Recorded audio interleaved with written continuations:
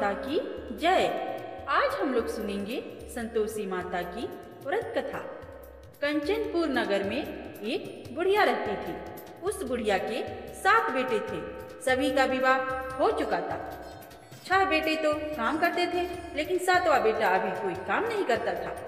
सुबह उठकर स्नान आदि से निवृत्त होकर 6 बेटे रसोई में बैठकर भोजन करते और फिर अपने काम पर चले जाते थे। बुढ़िया उन बेटों को अपने हाथ से खीर, पूड़ी, हलवा आदि बढ़िया बढ़िया व्यंजन बनाकर खिलाती थी। 7वां बेटा खूब धूप निकलने पर बिस्तर से उठता था, फिर स्नान करके भोजन के लिए रसोई में जाता था। बुढ़िया दूसरे बेटों का बचा हुआ खाना एक थाल में रखकर उसे दे देती थी। 7वां बेटा उसी भोजन को खुश होकर खा लेता था। भोजन करके वह घर से निकल जाता और अपने दोस्तों के साथ घूमता फिरता। इस तरह मौज मस्ती से उसके दिन व्यतीत हो रहे थे। उसकी पत्नी बार बार उससे कोई काम करने के लिए कहती थी, लेकिन वह हंसकर कहता था, अरे तुम बार बार क्यों काम करने के लिए कहती हो? कितने मजे से दिन गुजर रहे हैं। माँ कितना बढ़िया बढ़िया व्यंजन बनाकर खिलाती है। तब उसकी पत्नी क्रोधित होकर कहती है, माँ तुम्हें बढ़िया बढ़िया व्यंजन बनाकर नहीं खिलाती, बल्कि सबका बचा हुआ जूठा भोजन खिलाती हैं।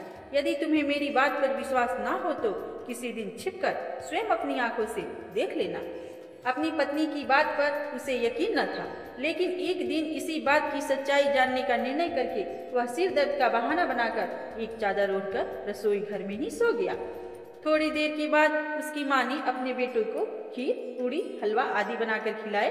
भोजन के बाद उन्हें लड्डू खाने को दिए। भोजन करके वह अपने काम पर चले गए। उनके जाने के बाद बुढ़िया ने उनकी थाली में बचे भोजन को एक थाली में रखा। बचे हुए लड्डुओं के टुकड़े को एकत्र करके दोबारा लड्डू बनाए। उसके बाद बुढ़िया ने 7वें बेटे को भोजन करने के लिए कहा। उसने सोते हुए चादर के नीचे से सब कुछ देख लिया था। वह उठकर बोला, माँ मुझे भूख नहीं है, मैं परदेश जा रहा हूँ। बुढ़िया ने कहा, कल जाता हो तो आज ही चला जा। बुढ़िया के कठोर वचन सुनकर वह तुरंत परदेश जाने की तैयारी करने लगा।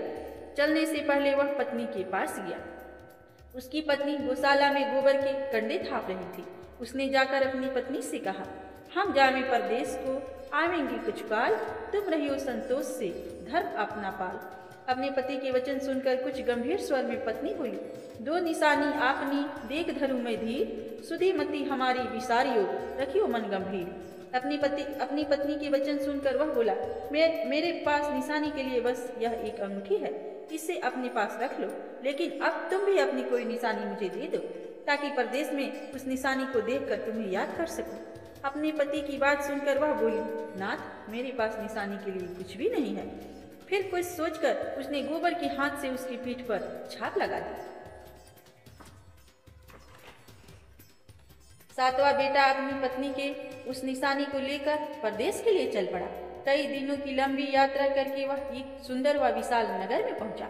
वहां उसने कई दुकानदारों से नौकरी देने के लिए प्रार्थना की, लेकिन सब ने उसे परदेसी जानकर उसकी प्रार्थना ठुकरा दी। निराश होकर अंत में वह एक सेठ की दुकान पर पहुंचा। उसने सेठ से भी नौकरी देने की प्रार्थना की। सेठ को एक नौकर की जरूरत थी। उस सेठ ने उसे तुरंत नौकरी पर रख लिया। उस दिन उसकी बहुत बिक्री हुई और वह उस लड़के से बहुत खुश हुआ। कुछ ही दिनों में उसने सेठ का सारा काम संभाल लिया। उसके व्यवहार से आने वाले ग्राहक बहुत प्रसन्न थे। सेठ का व्यवसाय तेजी से चलने लगा। उसने उसकी मेहनत और ईमानदारी को देखकर उसने अपने हिस्सेदार बना लिया। कुछ ही महीनों में उस लड़के ने बहुत सा धन कमा लिया। संयोगवश कुछ समय बाद सेठ को उस नगर को छोड़कर दूर किसी नगर में जाना पड़ा। अतः सेठ अपना हिस्सा लेकर दुकान उस लड़के को देकर चला गया। अब सारे व्यवसाय का मालिक वह लड़का बन गया। उधर बुढ़िया ने उस लड़के की पत्नी को बहुत दुख देना शुरू कर दिए थे। वह हर समय बहू की जली कटी बातें सुनाती रहती थी।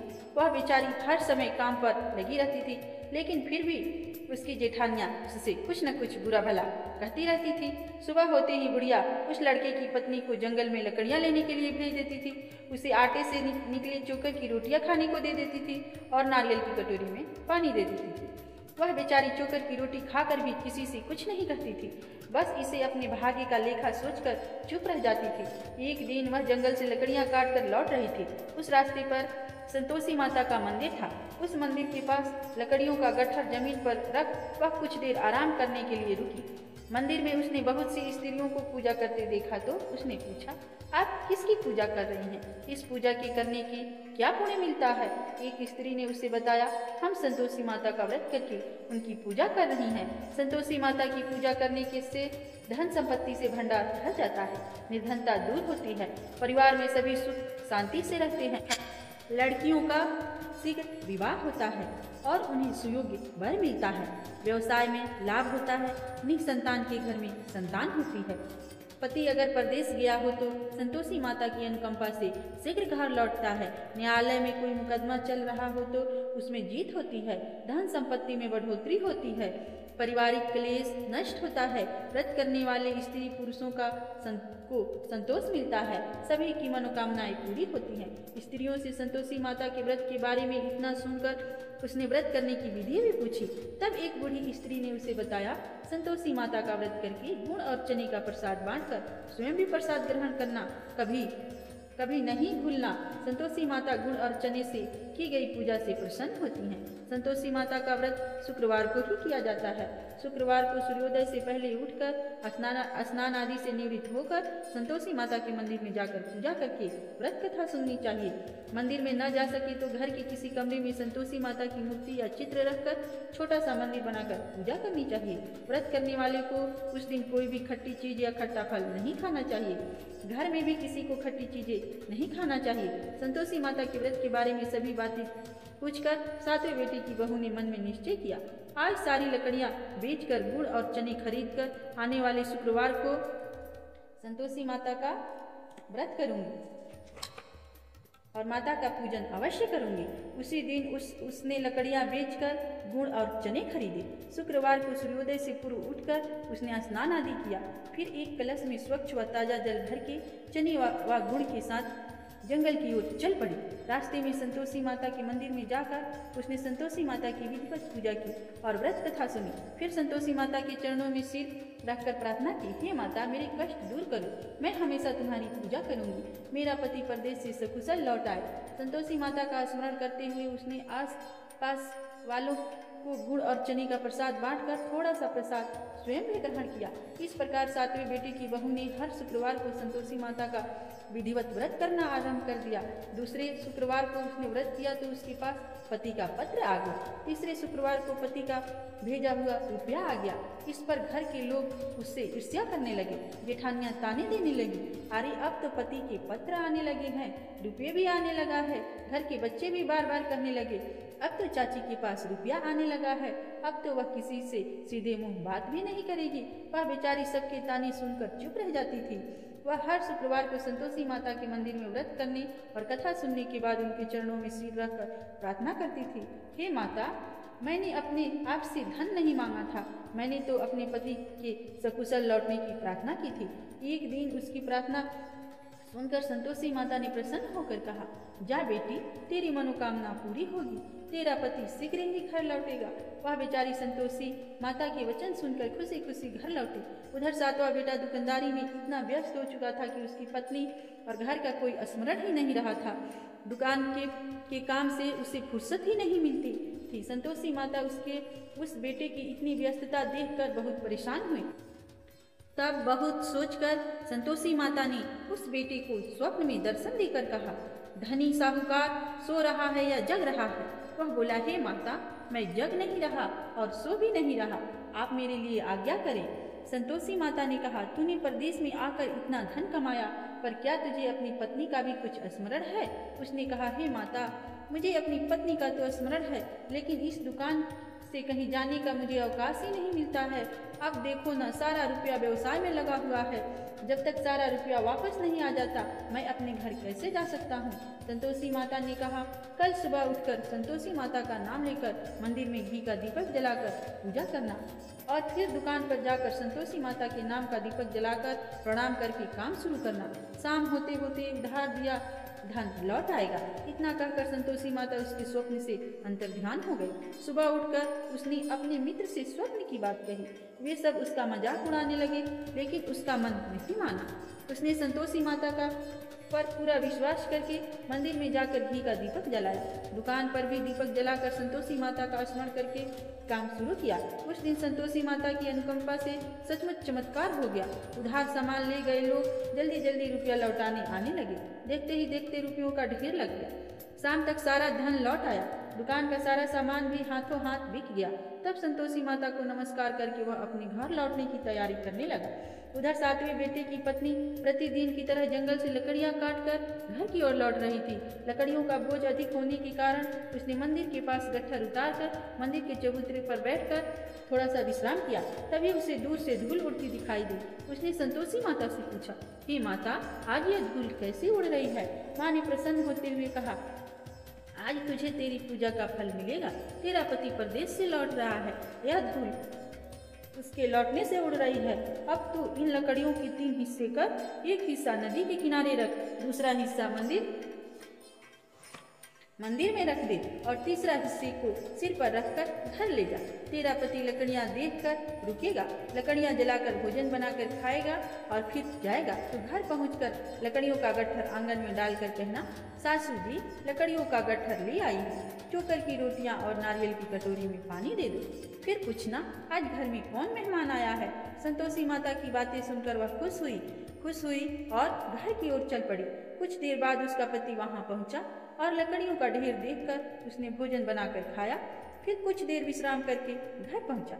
उधर बहू ने लकड़ियों का गट्ठर जमीन पर डालते हुए जोरों से आवाज लगाई, सासू जी लकड़ियां ले लो, चोकर की रोटियां दे दो, नारियल की कटोरी में पानी दे दो। आज घर में कौन मेहमान आया है? यह सुनकर उसकी बुढ़िया सास बोली, बहू ऐसा क्यों कहती है? तेरा पति ही तो परदेश से आया है। नहा धोकर मीठा खीर खा, नए कपड़े पहनकर पति के पास बैठ। उसके पति ने कमरे की खिड़की से सब कुछ देखा और सुना। उसने कमरे से बाहर आकर भिखारी की तरह खड़ी अपनी पत्नी को देखकर कहा, माँ यह औरत कौन है? माँ ने कहा, बेटा यह तेरी बहू है। जब से तू परदेश गया है तभी से इसने ऐसे हाल बना रखा है। सारा दिन गांव में ऐसे ही जानवरों की तरह घूमती फिरती है, घर का कोई काम नहीं करती और नारियल की कटोरी में पानी मांग रही है। सातवां बेटा गंभीर होकर बोला, माँ मैंने इसकी सारी बातें स्वयं अपने कानों से सुनी है। मुझे बराबर वाले दूसरे घर की ताला दे दो, मैं उसी घर में रहूंगा। बुढ़िया माँ ने उस बेटे को दूसरे घर की ताला दे दी। अब वह अपनी पत्नी के साथ उस घर में आनंद से रहने लगा। उसके पास धन की कोई कमी न थी। उसने घर को महल जैसा सुंदर बना दिया। अगले शुक्रवार को उसकी पत्नी ने कहा, प्राणनाथ मैं संतोषी माता का व्रत करती हूँ। संतोषी माता की अनुकंपा से ही मेरे सब काम पूरे हुए हैं। अब मैं व्रत का उद्यापन करना चाहती हूँ। पति ने कहा, अवश्य उद्यापन करो, मैं उद्यापन के लिए सब सामान एकत्र करता हूँ। बहू ने अपनी जेठानियों के लड़के को भोजन के लिए बुलाया। सभी जेठानियां उसकी धन संपत्ति और वैभव से ईर्ष्या करने लगी थी। जेठानियों ने अपने बच्चों को सिखा दिया कि तुम भोजन के समय खट्टी चीजें मांगना। वे नहीं चाहते थी कि उनका उद्यापन पूरा हो। संतोषी माता की पूजा के बाद जब बच्चों को भोजन के लिए कहा गया तो सब खटाई मांगने लगे। बहू ने कहा, खटाई किसी को नहीं मिलेगी। तब सभी बच्चे उससे पैसे मांगने लगे। बहू ने उनकी बुरी भावना के बारे में कुछ नहीं जानती थी। उसने बच्चों को पैसे दे दिए। बच्चे दौड़ते हुए बाजार में गए और इमली लेकर खाने लगे। बच्चों को पैसे देने और उनके इमली खाने से संतोषी माता क्रोधित हो गई। उनके प्रकोप से उसी समय राजा के सैनिक सातवें बेटे की दुकान पर पहुंचे और उसे पकड़कर ले गए। भोली बहू रोने लगी, जेठानियां ताने देने लगी। अरे बेईमानी से कमाकर धन लाया था, इसीलिए राजा के सैनिक पकड़ ले गए। अब बंदी गृह में रहना पड़ेगा, साथ ही राजा सारा धन भी छीन लेगा। सातवें बेटे की बहू रोती हुई संतोषी माता के मंदिर में गई। उनके चरणों में सिर रखकर प्रार्थना करने लगी, हे संतोषी माता, मुझसे कौन सी भूल हुई? आपने किस अपराध की इतनी बड़ी सजा दी है? संतोषी माता ने तुरंत प्रकट होकर कहा, बेटी तूने उद्यापन में बच्चे को पैसे देकर बहुत बड़ी भूल की है। उन पैसों से बच्चों ने खटाई खाकर तेरे व्रत को नष्ट किया है। बहू रोते रोते बोली, माँ मुझे क्षमा कर दो, मैं बच्चों की बातों में यह सब भूल गई थी। अब मैं दोबारा उद्यापन करूंगी, अब कोई भूल नहीं करूंगी। संतोषी माता ने कहा, जब तू दोबारा विधि से उद्यापन करेगी तो तेरी मनोकामना अवश्य पूरी होगी। मंदिर से घर लौटते हुए रास्ते में उससे उसका पति वापस आता हुआ मिल गया। बहू ने पूछा, राजा के सैनिक आपको क्यों पकड़ कर ले गए थे?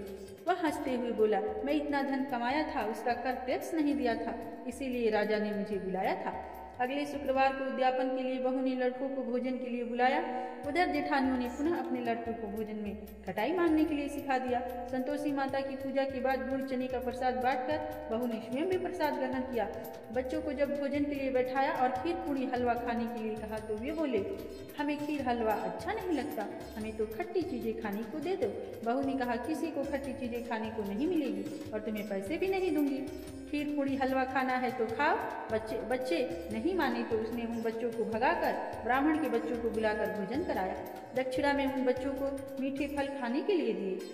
उसके उद्यापन से संतोषी माता बहुत प्रसन्न हुई। उनकी अनुकंपा से बहू शीघ्र ही गर्भवती हुई। 10वें महीने उसने एक सुंदर पुत्र को जन्म दिया। बहू प्रतिदिन उस बेटे को लेकर संतोषी माता के मंदिर में जाने लगी। कुछ दिनों के बाद संतोषी माता ने सोचा, मैंने इसे जीवन के सभी सुख दिए हैं, अब इसकी परीक्षा लेकर देखती हूँ। यह सोचकर संतोषी माता ने एक बुढ़िया का रूप धारण किया और लाठी टेकती हुई बहू के घर पहुंची। बुढ़िया के सारे शरीर पर मक्खियाँ भिनभिना रही थी। उसे देख सभी मुंह सिकुड़ाने लगते थे। बुढ़िया ने जाकर दरवाजा खटखटाया तो बहू की सास ने दरवाजा खोला और उसे देखते ही जोर से चिल्लाई, अरे लड़कों, इस गंदी बुढ़िया को भगाओ, मुझे तो ये कोई चुड़ैल नजर आती है, इसे भगाओ नहीं तो यह किसी को खा जाएगी। लड़के उठकर भागे और उन्होंने अपने घर के दरवाजे और खिड़कियां बंद कर ली। छोटी बहू बराबर वाले घर की खिड़की से उस बुढ़िया को देख रही थी। उसने जल्दी से दरवाजा खोला और बुढ़िया के पांव छूकर अपने घर में ले गई। सास ने उसे रोका तो बहू बोली, आज तो बहुत खुशी का दिन है, मेरी संतोषी माता मेरे घर आई है। छोटी बहू का बेटा दूध पीने के लिए रो रहा था। बहू ने उसे दूध भी नहीं पिलाया और संतोषी माता की सेवा में व्यस्त हो गई। बुढ़िया सास क्रोध से बहू को बुरा भला कहने लगी। बहू बोली, सासू माँ, आज मेरी संतोषी माता मेरे घर आई है, उनका व्रत करने से ही मेरे घर में इतनी खुशियाँ छाई है। इतना सुनते ही सब बुढ़िया के पास दौड़े हुए आए और उनके पांव छूकर क्षमा मांगते हुए बोले, माँ, हमें क्षमा कर दो, हमने आपको पहचानने में बहुत भूल की, हम आपके व्रत की विधि नहीं जानते। हे माता, अब हम भी आपका व्रत किया करेंगे। उन लोगों की प्रार्थना सुनकर बुढ़िया का रूप धारण किए संतोषी माता प्रसन्न हुई और उन्हें संतोषी माता के व्रत की विधि बताई। बुढ़िया से व्रत की विधि जानकर संतोषी माता के व्रत करने से उन सब की मनोकामनाएं भी पूरी हुई। उनके घर में धन की वर्षा होने लगी। बुढ़िया के सभी बेटों को व्यवसाय खूब तेजी से चलने लगा। धन संपत्ति से भंडार भरने लगे। संतोषी माता का व्रत करने और व्रत कथा सुनकर गुड़ और चने का प्रसाद खाने वालों की सभी मनोकामनाएं पूरी होती हैं। मंगल कामनाएं संतोषी माता पूरी करती हैं। व्यवसाय में दिन दूनी रात चौगनी तरक्की होती है। निसंतान स्त्रियों को पुत्र की प्राप्ति होती है और संतोषी माता का विधिवत व्रत करने वाली कुंवारी कन्याओं को मनचाहा सुंदर और सुयोग्य वर मिलता है। बोलो संतोषी माता की जय।